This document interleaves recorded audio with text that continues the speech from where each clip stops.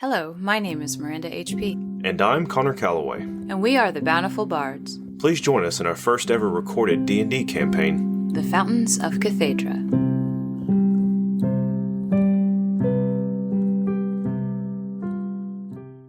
Alright, well we're back again here, recording another session. Today it's January 2nd, so it's going to be late for you guys when you hear this, but Happy New Year. Happy New Year! Thank you, dear. You're welcome. It's a nice rainy day outside today. I don't know if you can hear it in the background or not. If so, it's free ambient, so you can't really pass on that. Anyways, I don't think we have any announcements to go over. Do you have anything? No. You have a book coming out. Yes, I do. My second book, Pillars of Creations, is coming out, I believe, on the spring equinox, which is March 22nd, I believe. So March 22nd, 2022. Oh, goodness, it's already 2022. Oh, boy. But yes, it will be out then if you want to go check it out. If not, that's more than fine. Don't roll your eyes at me. I hate when you do that. I can't help it. It's who I am. Too bad. You're going to have to get over it. Anyways, a disclaimer. Miranda and I do not play on a table that is made of bread with dice made of cheese.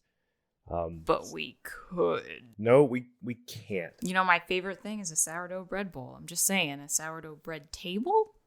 We have a bigger problem. One of my D4s went missing. Don't step anywhere. Well, I'm sure we'll... Oh, here it is. Never mind. recover it quickly. I got it. Never mind. We're safe. All right. It went missing. I was like, oh boy, you don't want to step on one of those. Caltrops. All right. You ready to jump in? Yes. Let's sound like Matt Mercer. Are you ready to jump in? Let's jump into another episode of Nope. Anyways. Oh.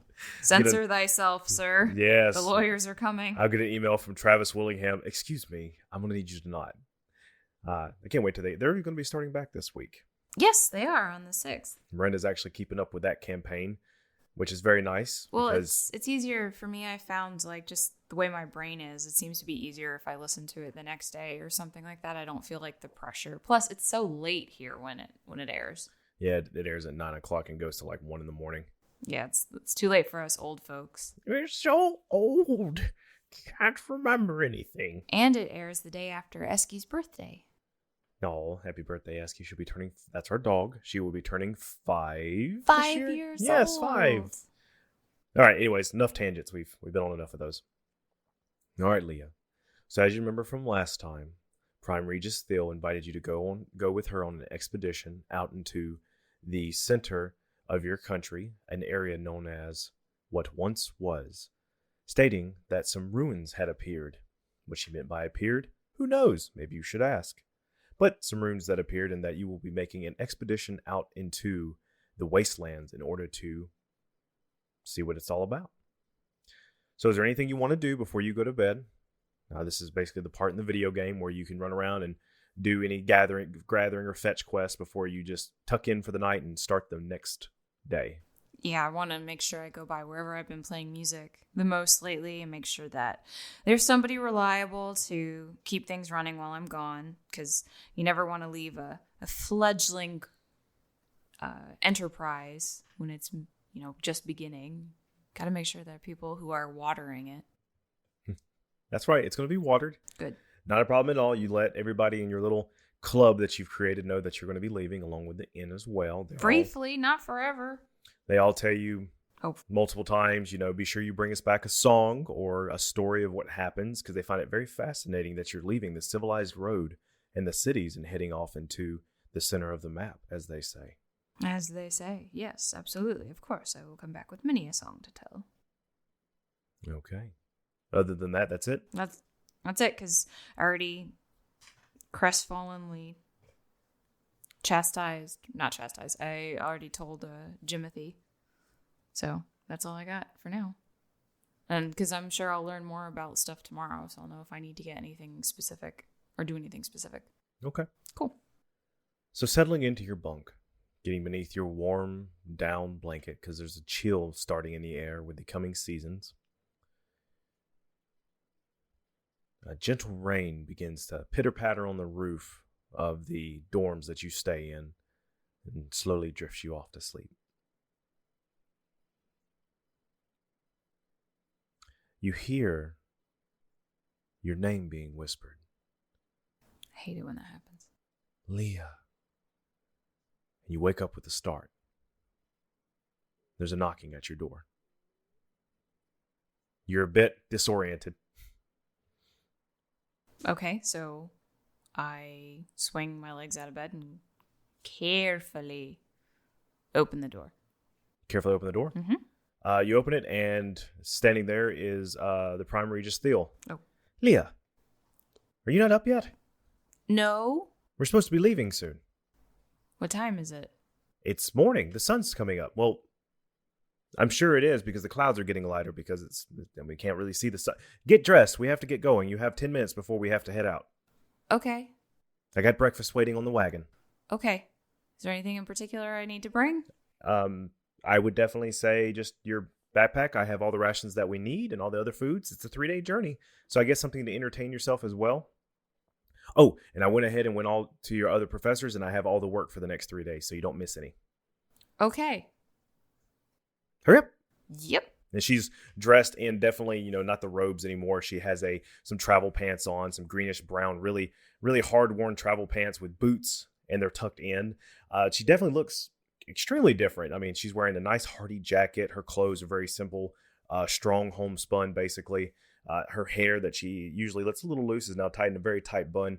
Definitely went into, kind of an Indiana Jones adventure mode. Does she have like a big floppy hat, white over her nose, like a white strip of zinc over her nose, and a fanny pack?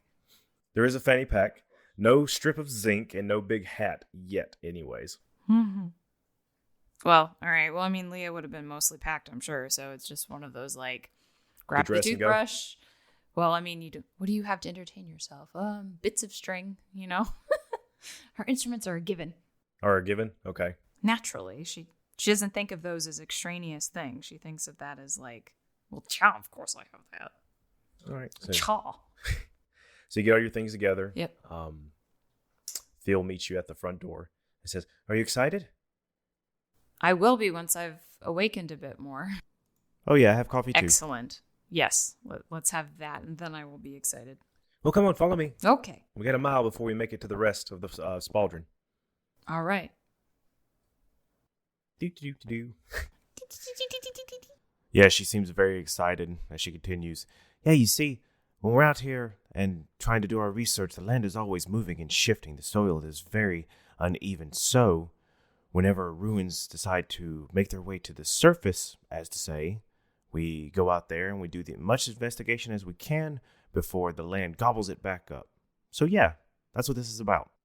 That sounds equal parts exciting and terrifying. Are we going to get, like, eaten by the earth? Oh, no, not by the earth. There's a possibility of other things eating us, but that's why we're going with the lance. Naturally, yes, of course. Yes, the Anointed Lord and Archcleric are very interested in what we find out there, so we have to take careful notes. And she leans a little bit closer and makes sure she makes eye contact with you. We have to be careful when giving notes. Do you understand? I do, immensely. Hope so. As you make your way out of town, you do see about 100 or so of the military operatives of this kingdom standing preparing for march. The lance, as you know, all preparing their cloaks and their armor that's attached. Some of them are on horses, some of them are on foot, carrying sacks or wagon loads are being prepared and things along those lines. You've read plenty enough about this type of procedure to be rather comfortable around them. Well, so it's going to take us a while to get there because the amount of time it takes to travel is exponentially increased by the number of people in the caravan. Oh, no, absolutely. But I've worked with Commander Bracken before, and he runs a very tight ship, and we'll all be moving along rather quickly. And, yeah, the day could be made in about 1.5, I would say, instead of the 3. But if it's just you and I going out there, something can very easily pick us off. Whereas where you have this many people, it tends to shoo away the smaller beasts. Intimidates them. Ah, yeah. Gloves off. Intimidation. And she holds up her hands like claws at you to get her point across. I thought you literally meant like taking your shoes off. And then Why would you take your shoes off on this trip? Don't take your shoes off. I wouldn't. Yep. Mm-hmm. Man, I need more coffee. As you get in amongst the camp, you see that majoritatively everybody's going to be on feet. 2 feet if they have them. If not, they borrow somebody else's. Do you need coffee in real life here, DM? You get to a wagon where Thyll helps you up. And she says, I'm the only Prime Regius going. And I have a few other students that are packed away in the back wagon here. Regius Thyll. Thyll, as she's handing you a cup of coffee and pouring herself on, she looks over, and standing there is a half-orc gentleman of brownish, greenish skin, short cropped hair, a little bit long, swept back, tidied up front, military cut for sure. Has a jaw. He has good. One jaw. I am really all over the place. I guess I've had too much caffeine or not enough.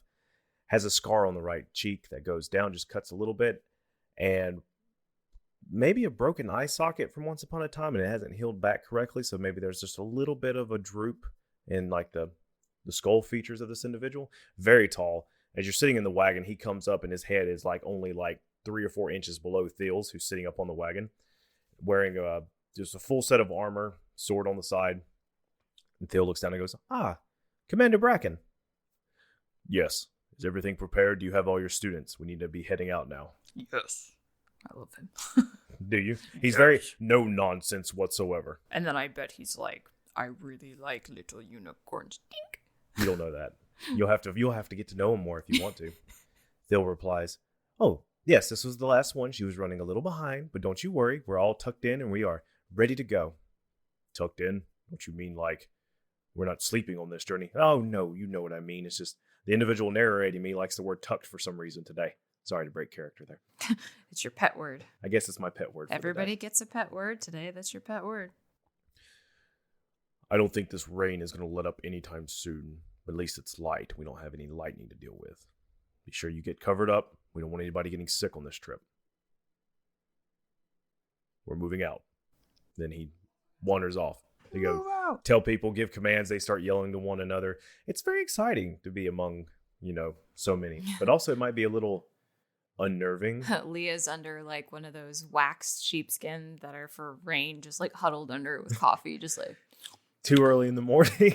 What is going on? Is Leah not a morning person? Well, I'm sure she's a little discombobulated. If you said she overslept, then there must be something that didn't click properly. So she's just kind of okay, coffee, yeah.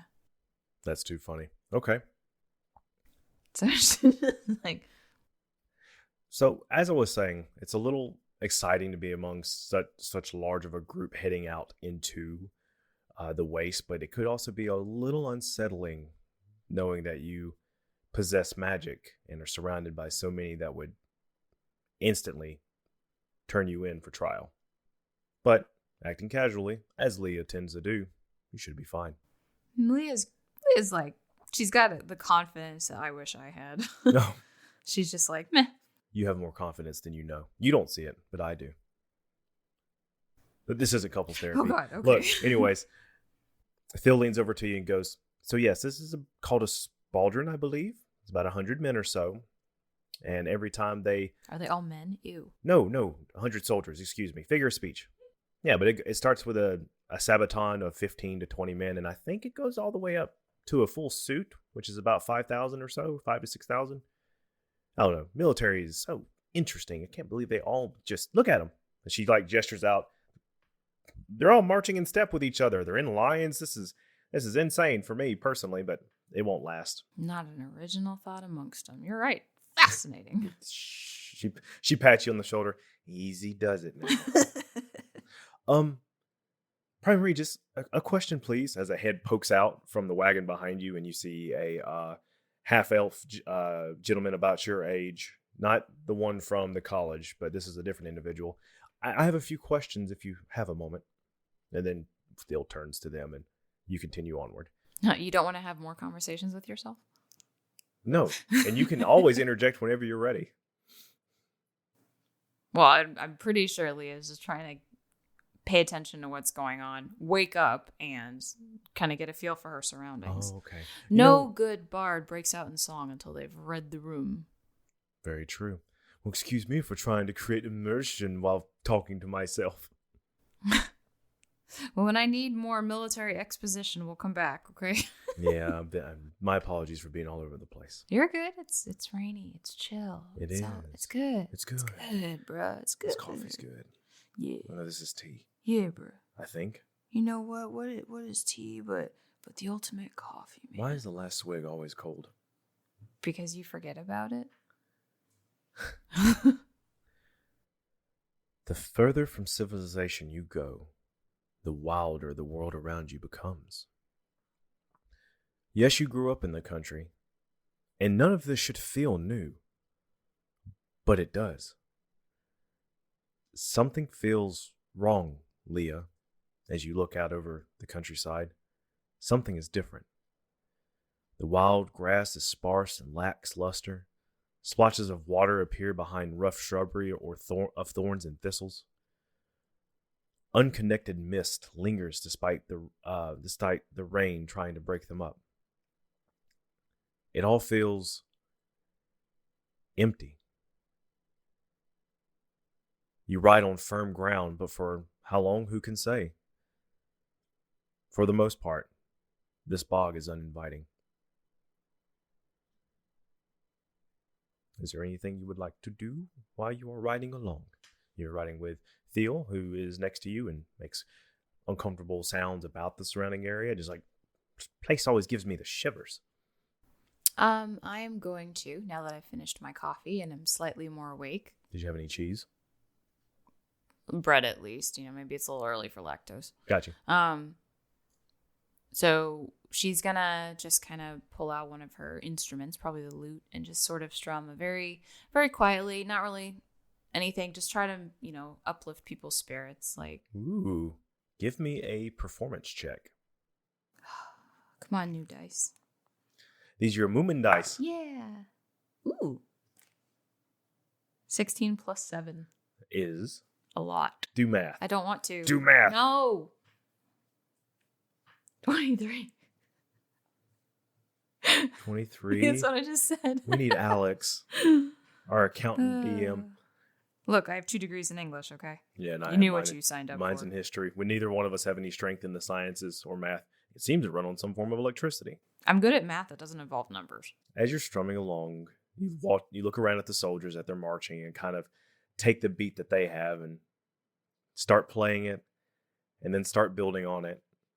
And some of the soldiers around you are very much like they look up, and some of them are even smiling at you as they play, and some of them may even try to move just a little bit closer to your wagon. And there's about 20 wagons that are moving with 2 horses pulling them as they go, full of supplies for the army and such.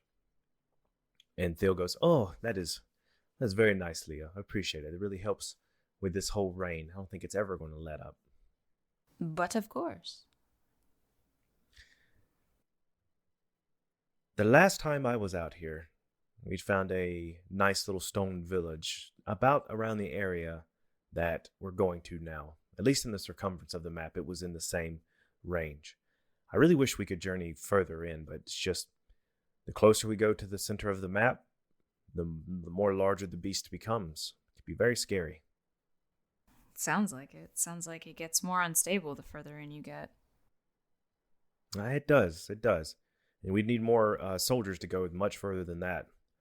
But never you bother. This will all be fine, and we will get there and settle in and be ready to go. The next couple of days pass with little to no trouble. It keeps raining off and on. You have to put your lute away from time to time when it starts to rain a little bit harder to keep your strings from getting wet or anything like that. Not the catgut. You sleep in the wagon with the rest of the students. Or you maybe even across the bench after, Thyll tucks in. She snores and keeps everybody in a good 30-foot radius up.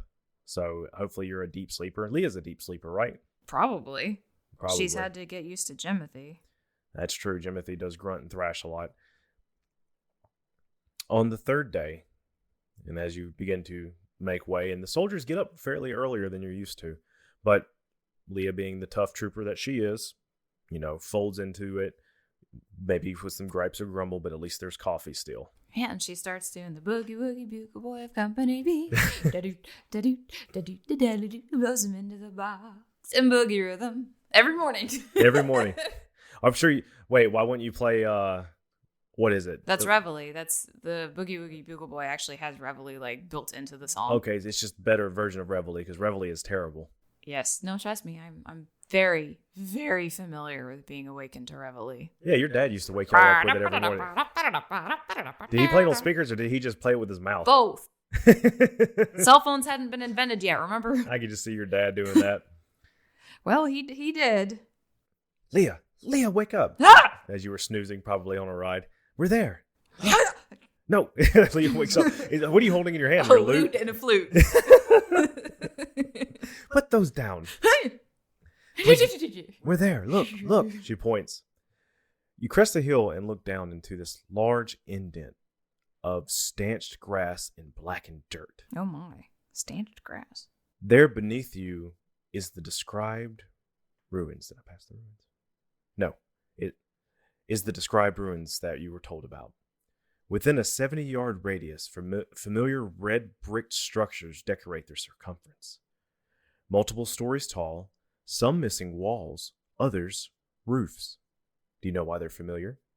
I bet they look like the ones we saw underground. Yeah, good job. Do I get a cookie? We have no cookies here. Damn it. We have those little things you bought that you say are they're just croutons, but you're like they're bagel chips. They're croutons. They're delicious is what they are. Anyways, multiple stories tall and some missing walls. Others roofs. Some have even, of course, completely collapsed. 3 of the buildings towards the center are the highest and capped with brass-colored domes. Brass colored or brass? They're brass. Oh, well. Colored. They might be brass. You have to get closer to see. Oh, God. You know how this game is played. Okay. Thyll goes, all right, students, we're here. And you see everybody in the back waking up and start moving about. You know, there's a gnome student back there and a halfling and a dwarf as well, just like Regius Thyll. And they all start grabbing their stuff and folding it together. The commander walks up, Commander Bracken, and goes, you just wait here. We're going to set up the perimeter around the rim. And then we're going to send soldiers to check throughout the ruins and make sure there's nothing down there. You better be sure that they don't go stomping and destroying anything they find. They can loot after we're done, but we need to be able to see everything before they touch anything. Correct. In situ. So important. Also, is there a pee tree set up? You gotta go to the bathroom? Well, yeah. Of course. I just woke up. I need a tree behind which to pee. Commander Bracken looks over at you.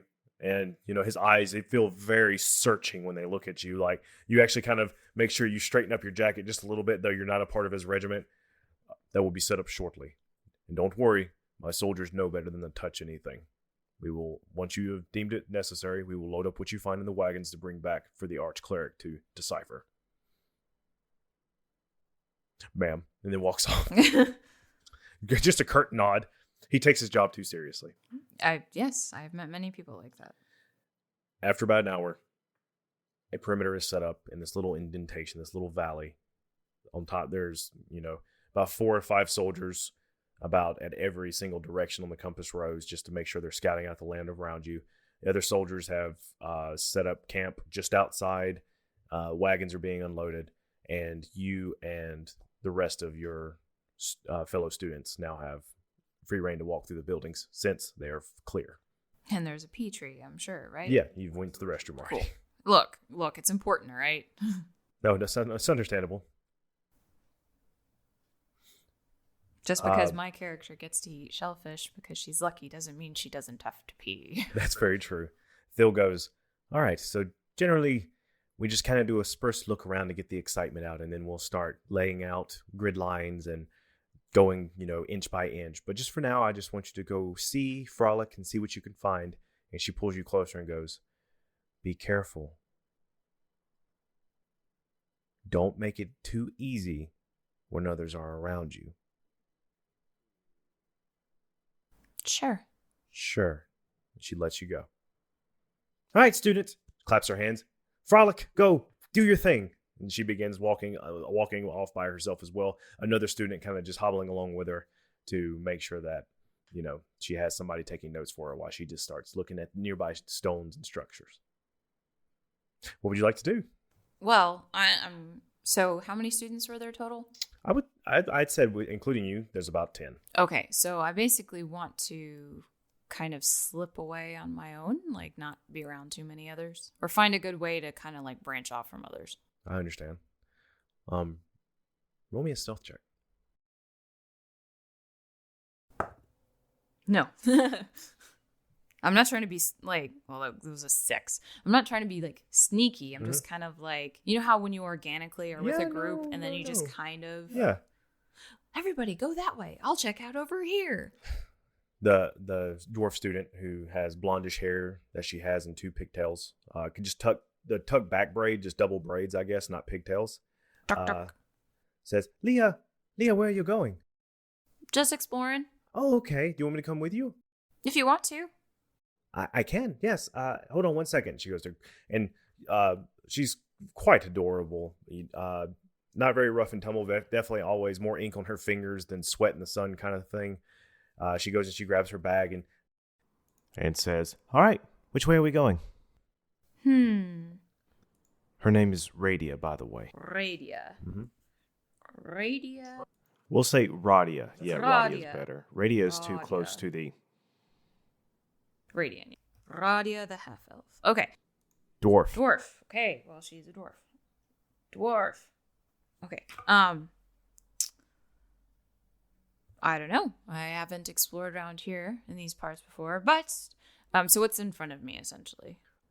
It's a circular little village, with multiple story buildings. Right, but where am I? Oh, you're on the outskirts, about one alley in. Behind you is the little outcropping that the soldiers have set up on and such. Okay, so you stick your head in the one on the right. I'm going to stick mine on the left just to kind of see what they look like they are. Residences, stores, whatever. And just kind of count the number of rooms. And we'll meet back out here in just like a minute or two just to see what we found. Okay, no problem. I've been wanting to work with you this whole time ever since I've heard you've played, and I've been really excited to get into the field with you. So yeah, I'll be right back. Awesome. I feel like because she wants to like impress me, she's going to be very thorough, which gives me time. So I'm going to duck into that house. Mm-hmm. What's it like? You count the rooms. There are... It's very similar to the structures that you found underground with your brother when you found the goblins. Look, it's important for me to know the zestimate of these houses, okay? Like in this... The zestimate? The zestimate. Oh, yeah, it's definitely gone up in value despite the entire place being in ruin, but you know how the economy is. This is prime real estate, therefore it's worth millions. It's just the worst. Okay. But it also gives me a chance to pull out my detect magic wand thingy. Yes, you've pulled out your wand and you want to use it? Yeah. All right. And hopefully not turn... pumpkins. Pumpkins. Trap. Pumpkins. Leah, where did all these pumpkins come from? I don't know. You go to flick your wand and you get no detection of any magic around you. Okay. Is it like, go that way? Wait, I don't think you had a wand to detect magic. I believe it was a wand of locate object. Oh, right. Okay. No. Yes, that's right. You have a spell detect magic.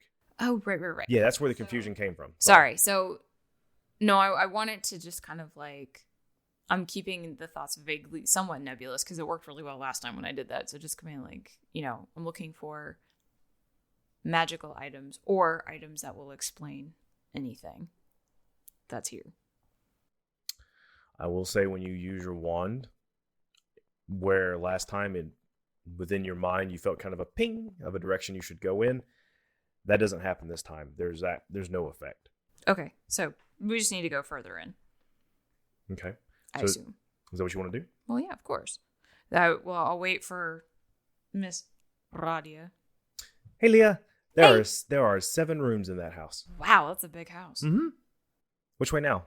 You want to go more towards the center? Oh, yes, absolutely. Yeah, let's get ahead of everybody else. That way, when we find something, our names can go on it, not anybody else. It is always important to make sure that you are sourced in your peer writings. Absolutely. Yes, I don't want Coughlin to get anything. Let's go. Bastard. Off we go. You're like, which student was that? I don't even care. I've forgotten all of them. I mean, of course, you've sat around with them at dinner and stuff like that and got to know them a little bit, but, it's all just Standard, just getting around with Look, somebody. Connor, in a world of everybody having regular hair, I am the protagonist. It's one of those like, gee, I wonder who this anime is about. I thought Leah had normal colored hair. Is She it purple? does. No. Is it pink, blue with electric highlights? Yeah, it definitely like sticks up really strangely despite never having access to hair gel. Yeah. You get to the center of this little ruined town, and you see those towers from earlier that have the brass colored domes on top of them, and they are the tallest buildings by like one other floor, so fourth or fifth floor. Do they look intact? For the most part, they do. Give me a perception check. No.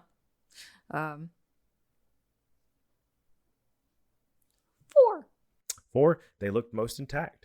Ha, very funny. There's no door to the tower in front of you. It's long rotten away. All you see is just the stone. Okay, so I'm going to head inside carefully, obviously, in case, like, it's not, like, sturdy or anything. Okay. Like, it's made of stone, so we don't have to worry about rotten wood, right? Correct. And as you start moving forward, Roddy is like, it's a little spooky, kind of out here, in here all by ourselves, huh? That's what makes it so cool, huh? Yeah, cool. That's right. She follows you as you start heading inside.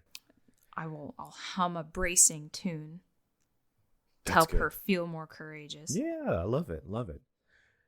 Stepping inside, it is a large cylinder, easily about 30 paces across, just walking speed.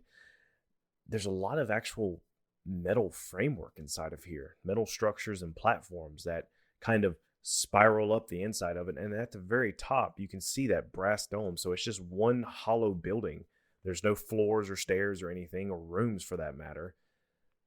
On the bottom, there seems to be, the floor is just made of stone. There is like just a lot of soil that is still here, but that's just generally what you see. And there seems to be some like shelves with items on it. Unsure, maybe some books of some sort.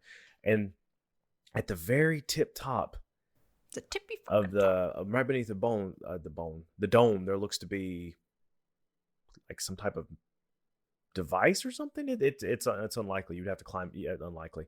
You can't really tell from here. You would have to go up there and investigate it probably. Well, first things first, go to the shelves, naturally. Okay. You go over to the shelves, and I need you to roll me an investigation check. Wow, my dice really hate me today. 7. 7. No, wait, no investigation? Yeah. Never mind, that's better. 13. Ooh, that is better. As you start making your way over, and Radia sees where you go, and she goes, "It's really fascinating how this is all like." The way it's explained to me, it's like the ocean. Like have you ever seen the ocean? No. Oh, well, the ocean makes waves. I'm sure you've seen waves like puddles in a bucket or something like that. Certainly. And the way that they come into shore and go out, that's what happens apparently with this soil. It's just a lot slower.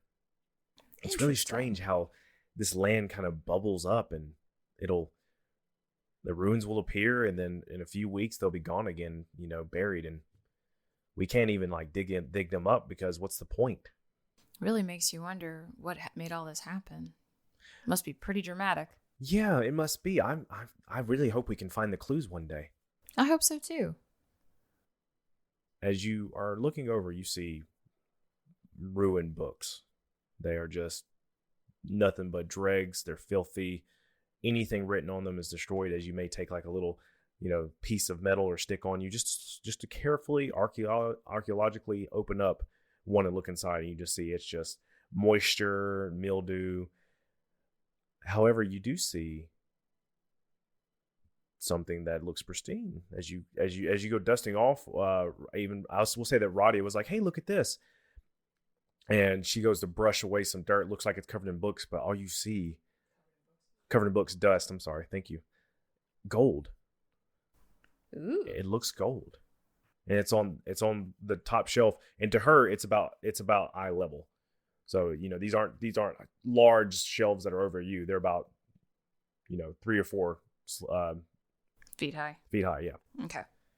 So I will take a gander at it. What's it look like? What do? From what you can see from the side, and she brushes it away. It looks like just a block of gold, like uneven, like the edges look a little uneven, but it shines like gold. Not shines in the light, but it definitely it's a distinct color compared to the rest of the muck and the red stone and such. And you're just looking at it now. I didn't go into any other descriptions. Okay, so I am going to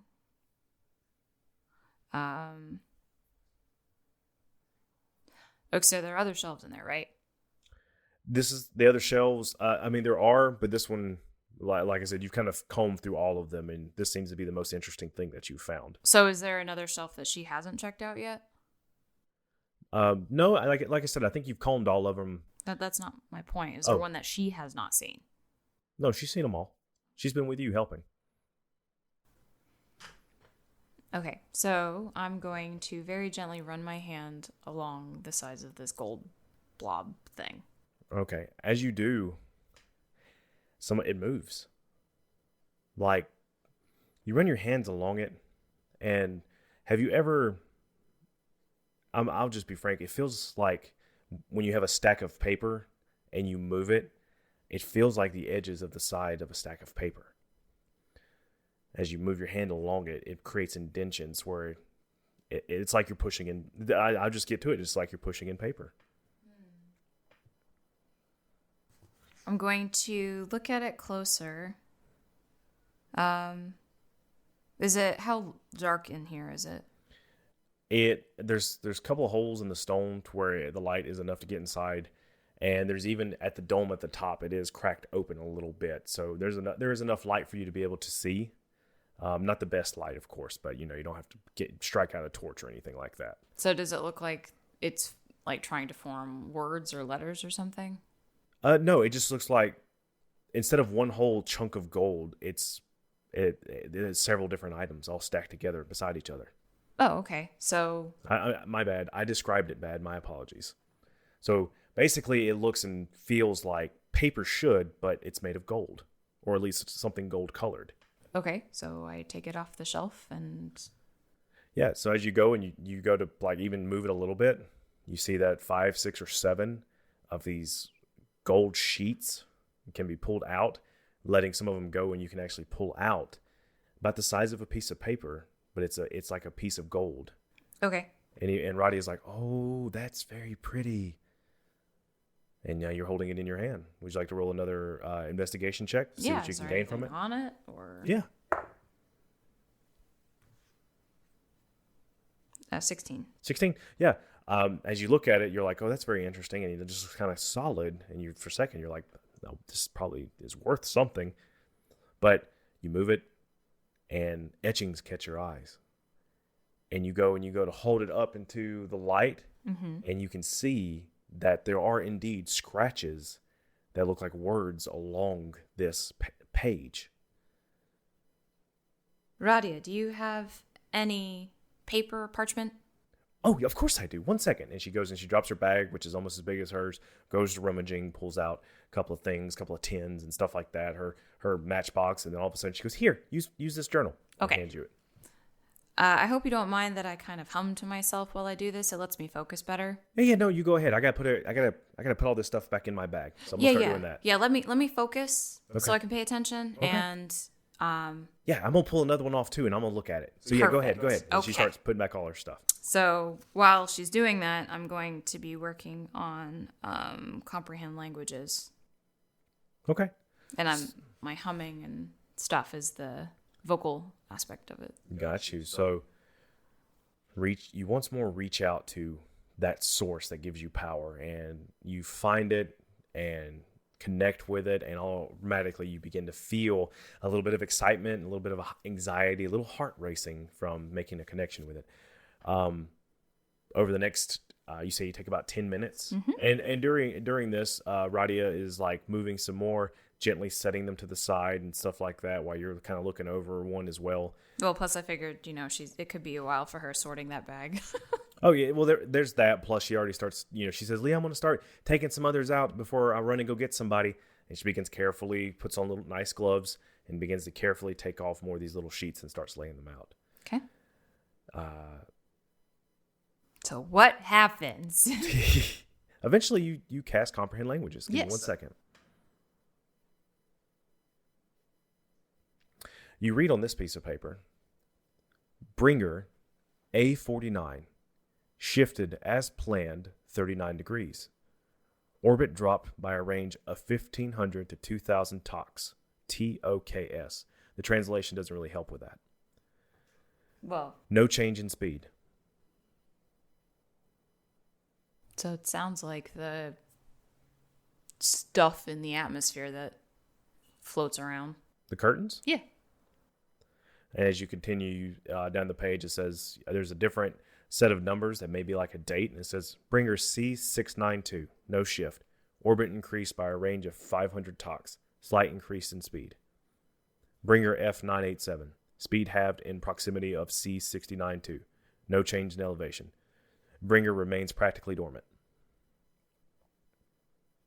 So that's what you're ascertained from that. And you go to pull out another, and you see it reads very similar. It's just, recordings after recordings and such.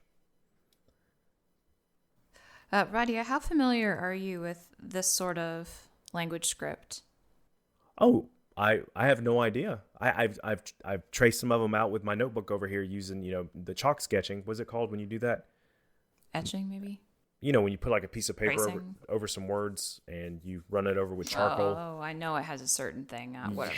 It's me too. I The can't thing. remember. Okay. The thing you do when you make a sketch of it. Use A rubbing. a rubbing. Miranda, high five. Yay. Do High I get five. inspiration? Yeah, I'm going to give you Yes. DM inspiration for helping me remember that word. Hell yeah. I'm smart. Okay. Yeah, it is a rubbing. All right. And then as you do so, would you ask her? Well, I just asked her if she was familiar with any of it. Oh, no, I'm not. I'm sorry. So here's something interesting. Look here and look here. And I'm Okay. basically going to put them out. And so obviously languages always have patterns. Always. Yes, of course. Like in English, right, the most common letter is E. Right. So and we have to have vowels after a certain number of consonants. That's just how English works. So once you've identified a few, it's pretty easy to figure out the rest of it. So what I'm basically doing is I lay them out flat and say, look, there are repeated themes here that we can see. Oh, it's a list. It seems to be, I would almost say, observations, because this kind of reminds me of an observatory for some reason. Oh, let me go get Theo. I'll be right back. Okay, and I'll finish reading them while she's doing that. Yes, that's what you see over and over again. Is just basically what if you've aligned this with the curtains, which Miranda, very well done. We'll go ahead and say that you're more than likely right. They were called bringers, Bringer, and did not call them curtains. After about 15 minutes or so, Theo comes in and goes, "Oh, what did you two find? Something about a list?" It looks more to me like some sort of observation, like series of observations. As she walks over and she goes, My, these are beautiful. Wait, what makes you think they're observation? The patterns, look. There's repeated motifs again and again and again, and I don't know, something struck me. Something. She looks around at all the different words and goes, Something struck you. I feel like I've seen one of these in the archives. Maybe. I feel like I've seen this kind of pattern before. I don't know. I feel like I'm so close to understanding it, but I can't. Oh, well, this is the language of Radian. Ah, see? Do you recognize any of it? I do. Yes. I don't have a full translation, but I know what this is from my list of studies. Being in this field, I have to read.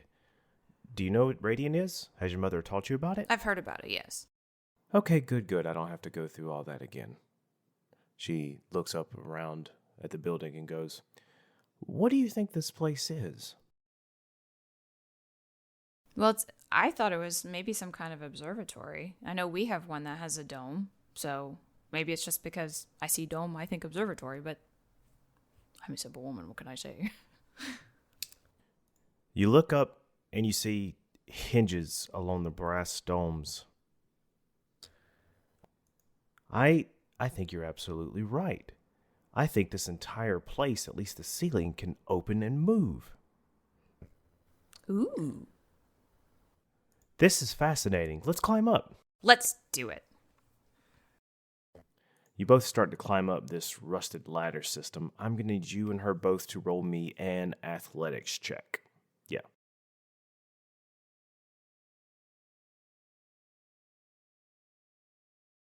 You said athletics check? 14.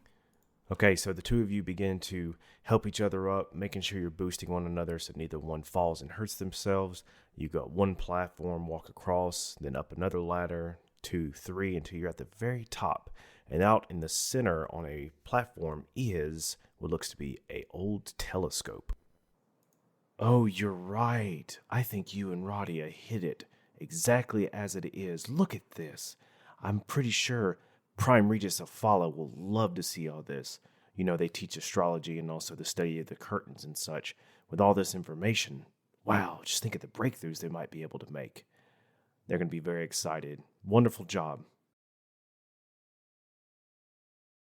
Does the telescope look like it's calibrated at all? Or is it broken? Or It is rusted. Mm-hmm. But I mean, like the glass inside. You walk over, ting, ting, ting, on this little metal grate of some sort, and you can see straight through to the bottom. You try not to feel any amount of, after you test it with your footing to make sure it will hold and walk out there, you're trying to make sure you don't feel any vertigo. Right. You can see that the top of it is, the glass is broken. Oh, okay. It is of no use the way that it's all just rusted, and not completely because it's made of some precious metals that don't really do that. But overall, it seems to be none of use. I was just curious. I didn't know, more because I was wondering how this whole shifting of things worked as opposed to, if the telescope itself were useful to me. Because with certain things being so well preserved, I was curious as to how they endure the shifting. Oh, I don't think they endure it. I don't think this place... My theory is that this land did not look or act like this when the people of before the Shrieking lived. Oh, right. No. That wasn't my intent. My intent was more just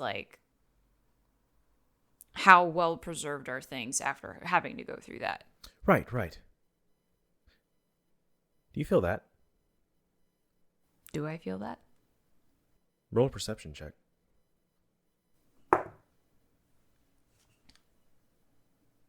10. You go and reach and touch metal rail, mm-hmm. and you feel a slight vibration in it. Uh-oh.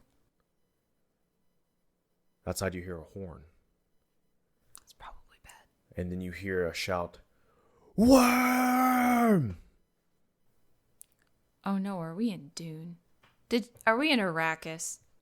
We'll see what happens with the next session. Oh God. Spies! Thank you for listening. Please leave a review anywhere you found us. You can reach out to us on Twitter at Bountiful Bards. We hope to see you again on the civilized road. And bring bread and cheese. As the story goes, until then.